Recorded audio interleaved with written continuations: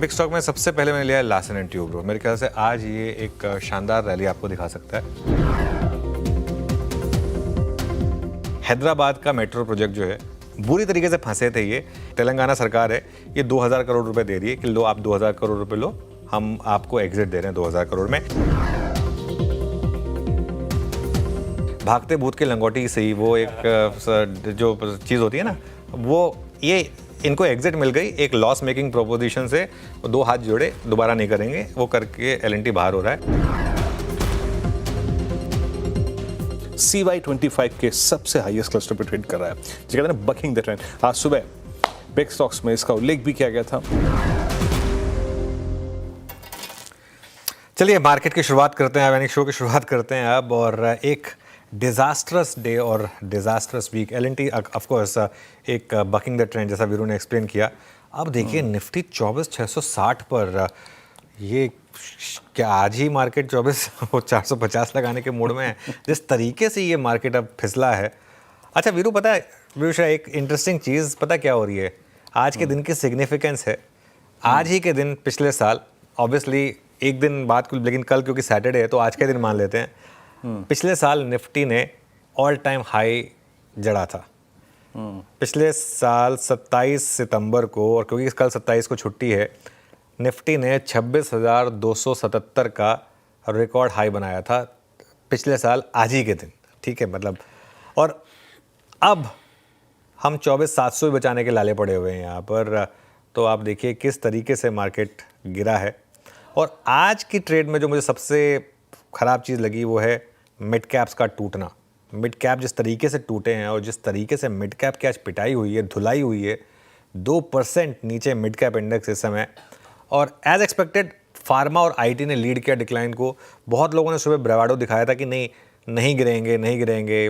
देख लिया आपने स्क्रीन पर कितने गिरे, आईटी और फार्मा दोनों, और दोनों में बड़ी गिरावट आई। सिर्फ एक ऑटो सेक्टर है जो थोड़ा सा बुल्स का साथ दे रहा है, लेकिन वो भी बेचारा अकेला कब तक, उसने भी अब तो उसने भी गिव अप कर दिया, उसने भी हथियार डाल दिए पिछले 15-20 मिनट में।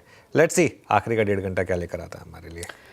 आखिरी का 1.5 घंटा कैसा रहता है फिलहाल, लेकिन आज का दिन और पूरा हफ्ता काफ़ी ख़राब रहा मार्केट के लिए। मार्केट निचले स्तरों पर, और जैसा कि आप मेंशन कर रहे थे, ब्रॉडर मार्केट में जिस तरीके से बिकवाली हावी हुई है, काफ़ी चिंताजनक फिलहाल सिनेरियो लग रहा है मार्केट का।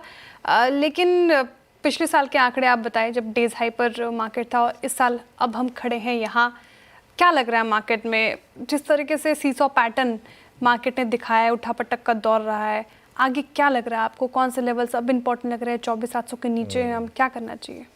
सीसॉ की बात की आपने, वो 100 ही लग रहा है अब तो। सिर्फ सी तो है ही नहीं इस मार्केट में। वो जो 100 होता है ना अंग्रेजी में, वो आरा जिसे बोलते हैं, वो बिल्कुल आरे की तरह से मार्केट में इस समय दिक्कत आ रही है। देखिए इसलिए मैं एक चीज़ बोलूँ, ये मार्केट बहुतों को हम्बल करता है। आई थिंक एक फेज़ आया जिसमें मार्केट ने एक वन वे रैली दिखाई। अच्छी चीज़ ये हुई कि वो उस रैली में हमने जब पूरा पार्टिसिपेट कराया और उसके बाद जब ट्रेलिंग स्टॉप लॉस लगा, उसके बाद हम बाहर हुए। हाँ, शॉर्ट कॉल नहीं ली गई क्योंकि थोड़ा शॉर्ट कॉल लेने में थोड़ा सा डर लगता है मार्केट में, इसके लिए। तो इस पूरे के पूरे स्विंग में मैं ये जरूर मानूंगा कि हमने शॉर्ट का व्यू नहीं लिया। नहीं ये लिया कि भाई ठीक है, अगर मार्केट होल्ड करेगा तो लोअर लेवल पे बाइंग आ सकती है। लेकिन एक चीज़ क्लियर है, मार्केट को अब कहीं ना कहीं एक डर है कि ये ट्रम्प जो है ये फिर से भारत को निशाना बना रहे हैं। और आईटी के बाद अब फार्मा को उन्होंने टारगेट किया है। और ये दोनों सेक्टर जो है ना, इसमें डोमिनेंट पोजीशन किसकी है? इंडिया की। H1B वीज़ा में हमने दिखाई था कि 73% इंडियन वीज़ा थे।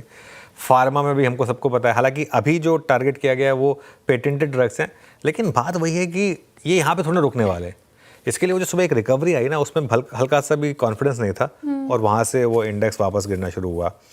तो अमेरिका में एक्सपोर्ट के हिसाब से यही दो आपके सबसे बड़े सेक्टर हैं। अच्छा, मार्केट के लिए क्यों ये इम्पोर्टेंस है? क्योंकि कई लोगों ने कहा कि हमारे देश में, और अगर आप कंपेयर करें कुछ पुअर कंट्रीज़ को जैसे बांग्लादेश, पाकिस्तान, एक बहुत बड़ा डिफरेंस ये है कि हमारी ये आईटी और फार्मा कंपनीज़ काफ़ी फॉरेन एक्सचेंज लेकर आती हैं। तो उस हिसाब से दो सेक्टर्स की इंपॉर्टेंस काफ़ी है। और आई थिंक अब ना रिटेल और HNIs में पैनिक दिख रहा है। आई थिंक जो मुझे जानकारी मिल रही है कि पिछले कुछ दिनों में काफ़ी HNIs ने इस मार्केट में अपनी पोजीशंस को ऑफलोड करना शुरू करा है। 1:5 का एडवांस डिक्लाइन आपको पूरी कहानी बयां कर रहा है। आई थिंक इससे ज़्यादा और कुछ देखने की ज़रूरत नहीं है। इतना ख़राब एडवांस डिक्लाइन मैंने इस पूरी स्विंग में नहीं देखा। मार्केट जो गिर रहा है पिछले कुछ दिनों से, इस तरीके का एडवांस डिक्लाइन नहीं देखा, जिसमें इनफैक्ट अब तो 1:6 का होने वाला है यहाँ पर। और सेल ऑन रैली पे पैसा बन रहा है। अब तो वो स्टेज आ गई कि रैली नहीं हो रही है। आज का चार्ट देखिए और कल का भी चार्ट, आई थिंक कल का भी चार्ट ऐसे ही था। कल भी पूरे दिन मार्केट सिर्फ वो शुरू में ग्रीन टिक हुई थी, उसके बाद पूरे दिन मार्केट में कोई रिकवरी का अटेम्प्ट ही नहीं हुआ। आज भी देखिए रिकवरी का अटेम्प्ट ही नहीं है कोई भी। मैं ना 1 घंटे पहले वीरू के साथ बात कर रहा था। मैं कहा था यार मार्केट इतना नीरस हो गया है कि गिर भी रहा है लेकिन फिर भी पुट के प्राइसेस नहीं बढ़ रहे हैं। फिर वीरू का नहीं, थोड़ा रुक जाते हैं, देखते हैं। और वो पिछले 1 घंटे में एकदम से वो जो पुट के प्राइसेस थे वो डबल हो गए एकदम से। इस तरीके से मूव्स आए। तो लोअर लो और लोअर हाई का ये छठा दिन है, तो बहुत टफ मार्केट है। Veeru good afternoon. काफ़ी tough market. I am sure कि स्टॉक स्पेसिफिक भी ज़्यादा आपके पास ख़राब खबर ही होगी, अच्छी खबर कम ही होगी। बिल्कुल अनुज, मेरे ख्याल से थोड़ा सा जितना कम बोलें इस वक्त उतना अच्छा रहेगा, क्योंकि अब क्या है ना अनुज, अब जो स्क्रीन पे जो नज़र आ रहा है वो है लॉन्ग्स के स्टॉप लॉसेस ट्रिगर होना, या फिर इवन जो उसके पास शॉर्ट ट्रेड है कम्प्लीटली वो ग्रिप में है इस वक्त, तो वो नहीं कर रहा है। लेकिन अनुज ये बताइए कि ऐसे में अब अप्रोच क्या रखें। इट्स 24647। हमने पिछले 3 दिन में 10, 20, 50 और आज तो 100 भी तोड़ दिया। और अच्छा, ये FIs ने बहुत स्ट्रांगली प्लेस कर रखा था अपने आप को इस पर। बिल्कुल। तो ये जा कर रहे हैं अब निफ्टी बैंक में व्यू क्या हुआ आज? देखिए एक चीज़ तो क्लियर है, जो स्ट्रॉन्ग वाले FI शॉर्ट्स थे ना, वो इतनी रैली के बाद भी नहीं डगमगाए। उन्हें कुछ ना कुछ तो कॉन्फिडेंस था कि ये मार्केट इस तरीके से मूव दिखाने वाला है। अब देखिए जो लेवल्स मैं मेंशन कर रहा हूँ ना, ये वीरू सिर्फ एक कंफर्ट देने के लिए, वरना इन लेवल्स की कोई सिग्निफिकेंस नहीं है। आज हमने कोई भी लेवल डिस्कस करा, सुबह सारे लेवल टूटे, कोई एक लेवल बचा क्या बताइए? सारे टूटे।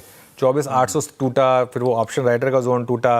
अब कहने को आप कह सकते हैं 24,600 से 24,700 एक थोड़ा सपोर्ट का शायद काम करे निफ्टी के लिए, लेकिन ये स्क्रीन जो है ना, ये आपको बता रही है कि पहली वाली लाइन पहले प्ले कर दी थी, वो प्ले नहीं हुई। 24,600, 24,700 और इसके बाद एक जो रीसेंट लो है 24,350, 24,450, बस यही सपोर्ट बचेगा। इस समय रेजिस्टेंस की बात करके कोई मतलब नहीं है। ये मार्केट में रेजिस्टेंस लेवल की नहीं है। ये मार्केट में रेजिस्टेंस जो है ये सिर्फ एक नाम मात्र की है। तो इसलिए रेजिस्टेंस की बात यहाँ पर करना भी थोड़ा सा बेमानी होगा। बैंक निफ्टी की जहाँ तक बात है 54,000 से 54,200 में सपोर्ट है, लेकिन अगेन ये लेवल्स जो है ना अब मीनिंगलेस बन चुके हैं। अब लेवल्स, अब मार्केट में गेम है सेंटिमेंट का। अब सपोर्ट 3:30 बजे है और रेजिस्टेंस मंडे मॉर्निंग को 5:15, 9:15 बजे आएगी वीरू। अभी यहाँ से मैं आगे बात क्या करूँ अनुज? मैं छोड़िए, आज मैं भी स्टॉक छोड़ देता हूँ। यकीन मानिए मन नहीं कर रहा बोलने का। मतलब देखिए, अगर किसी स्ट्रॉन्ग स्टॉक को बोल भी दूंगा तो वो फिर कोलैप्स हो जाए, किसी शॉर्ट को बोल दूंगा तो वो फिर रिकवर हो जाए। तो आज अनुज स्किप कर देते हैं। पर एक चीज़ है अनुज, एक पूछना चाहूँगा। IT से एक बाजार ने सीख ली कि जनाब don't try to call it as a bottom, है ना। फार्मा में क्या वही हो रहा है यार? अभी तो खैर ब्रांडेड पे हुई बात ये है ना। कल को अगर जेनरिक वाला डिवीज़न भी छेड़ दिया ट्रम्प साहब ने तो क्या करेंगे? क्या ये फार्मा इंडेक्स वही स्टोरी बयां कर रहा है, वही फियर बयां कर रहा है? बिल्कुल। और देखिए IT ने आपको एक सीख दे दी थी कि never second guess this man now. अब वो किसी भी लेवल पर कुछ भी कर सकते हैं। कुछ तो बदला है यहाँ पर, और वो जिस तरीके से उसमें कोलैप्स आया। और खैर IT में एक और इशू एक्सेंचर की गाइडेंस का भी था। मैं आज सुबह भी एक चीज़ डिस्कस की थी कि वो जो एक्सेंचर की गाइडेंस है वो ख़राब थी। एक्सेंचर की गाइडेंस, देखिए इस चीज़ को समझिए, लोगों को थोड़ा समझना होगा। 4% की ग्रोथ के बाद आप अपर एंड पे 3.5% बोल रहे हैं और लोअर एंड पे तो 0.5% बोल रहे हैं, तो उसका एक इम्पैक्ट आना था। उसमें आप जोड़ दीजिए ये जो रिसेंट वीज़ा वगैरह वाले मामले हैं, तो IT का तो खैर ना चलना स्वाभाविक था।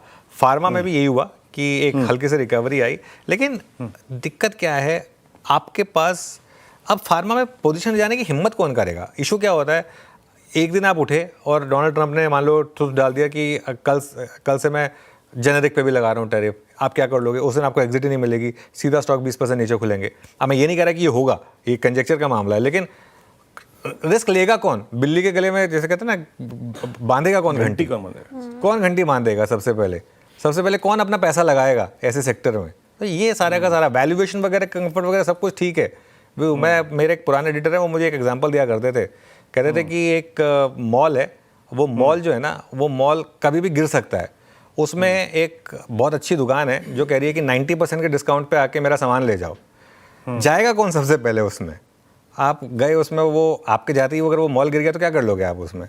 तो वो इस समय मामला यही है कि भले ही स्टॉक्स आपको अच्छे लग रहे हो इंडिविजुअल, लेकिन सेक्टर का भरोसा नहीं है ना। सेक्टर कब वो उसमें मूव आ जाए ये आपको पता नहीं है। तो आई थिंक ये कुछ कारण रहे होंगे। चलिए श्रेया के पास चलते हैं। अब श्रेया, आगे बढ़ते हैं शो में। जी आगे बढ़ते हैं। और आपकी साथ में चर्चा सुन रही थी, जिस तरीके से मिड कैप आपने जो जिक्र किया शुरुआती कमेंट्री में, टूटे हैं, पोर्टफोलियो सबका रेड में है। और अक्सर ये देखा जाता है जब बिकवाली हावी होती है बाजार में, जो पेन में आते हैं वो मिड कैप स्पेस है, स्मॉल कैप स्पेस।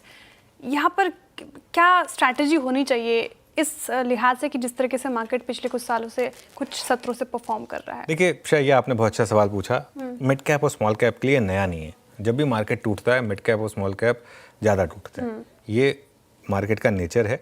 और इसीलिए जब पिछली बार भी मिड कैप की रैली हुई थी, मैंने एक व्यू ये भी लिया था कि इस रैली में से अपने ख़राब स्टॉक्स में से निकलें, क्योंकि अब ऐसी मार्केट में आप नहीं निकल पाएंगे उसमें से। लेकिन अब ये जो मार्केट है ना मिड कैप वाली, इसमें अब आप पैनिक करके अपने अच्छे स्टॉक्स ना बेचें। अच्छे स्टॉक्स ना बेचें अपने। थोड़ा सा अगर पेन झेला है तो थोड़ा सा भले और पेन झेलना पड़े आपको, लेकिन फ्रेश बाइंग जो है वो सोच समझ कर करें। ज़बरदस्ती सिर्फ स्टॉक्स गिर गए इसके लिए बाइंग ना करें। रिलेटिव स्ट्रेंथ जहाँ पर हो, जहाँ आपको लग रहा है कि डोमेस्टिक फेसिंग कंपनी अच्छी नंबर्स जो लेकर आएंगी, सिर्फ उन पर फोकस करें।